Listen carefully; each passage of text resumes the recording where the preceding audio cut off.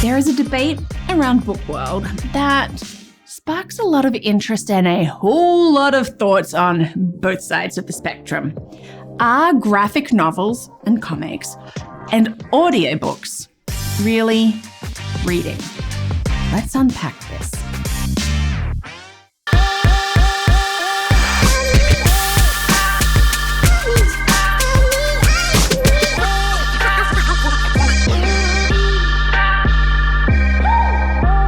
Hi, and welcome to Learning Life, and thank you for joining me today.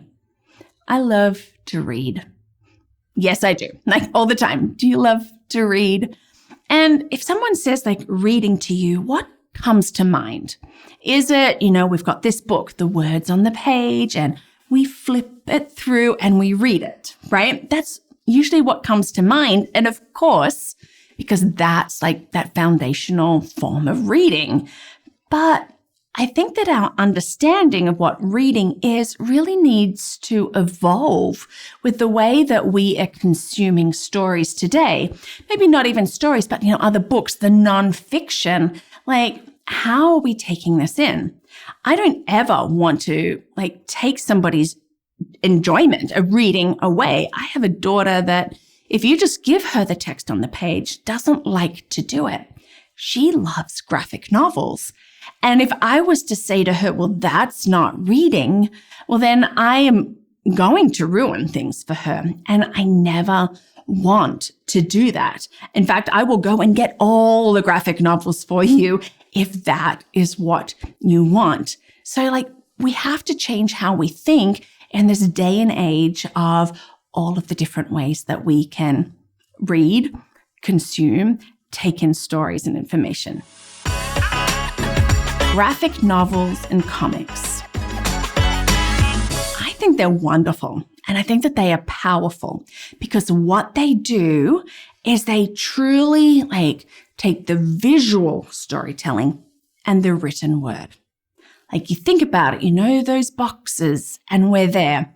We are reading the story, we're decoding it. That's a fancy word. We're working out what it is through text and images. Our brain is really working to connect dialogue bubbles, like the expressions on the characters. The panels help us to know how the story is going. And this artwork brings us beautiful, mood, atmosphere, all of that. What we are doing is we're interpreting the visual, and then we're sort of synthesizing them, putting them together with written text. And now we've got a complete understanding of the story. To say it's not reading really discounts the way that our brains can engage and really, take it in. And these visuals aren't just decoration. They are a vital part of the storytelling. Audiobooks. Now, this is where but you're just listening argument often comes in. But I want us to consider what's happening when we're listening to an audio book. Our brain is processing all of that language, and we start having little movies in our mind as we get these images, these mental images of the characters and all of that. And we're following the plot. Skilled narrators can really bring stories to life and add that extra meaning and can really enhance that reading experience.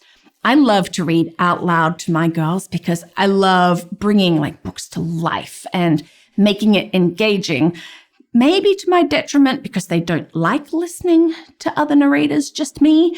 But, we can do this. I love a good narrator. And let's think about people with dyslexia or visual impairments, or those who simply learn better through auditory means. Audiobooks are their access to literature. If we don't have that, then they're not going to have what we have. And let's also be honest. Being able to read while you're driving to work or cleaning or exercising, it's what a great way for bringing more stories into our busy lives. So graphic novels, audiobooks, do either of those resonate with you? If they do, let's give a thumbs up. What is the core of reading? We're eating our apple. No, when we get down to the core of reading, that inside, like what is the main thing? It is comprehending, understanding a story, and engaging with it. That's what reading is. And whether that is delivered through printed text or images and words or the spoken word, the goal is the same: to understand, to connect with the story, to be moved by it. If we are going to limit the definition of reading just to what we say is that visual decoding of text, that those printed letters become the words that we understand, and if we limit it, we are being restrictive and we are ignoring the beautiful ways that we can experience and process information and stories. Graphic novels and audiobooks are offering unique ways to engage. And whether we're using our eyes, our ears, whatever, it all requires our brain to be participating. So what are your thoughts? My thoughts are for sure. Graphic novels and comics and audiobooks is reading. And we should be encouraging it any opportunity to take in these stories, this information is such a great way. Let's not discount it. I'd love to hear your perspectives. Do you have one? As I said, it's all across the spectrum. So drop me a comment below. Thank you so much for watching today and being part of this Learning Life. If you want to help to get these videos out there, you can do that by becoming a champion. So check that out at patreon.com or at my website, LearningThis.Life.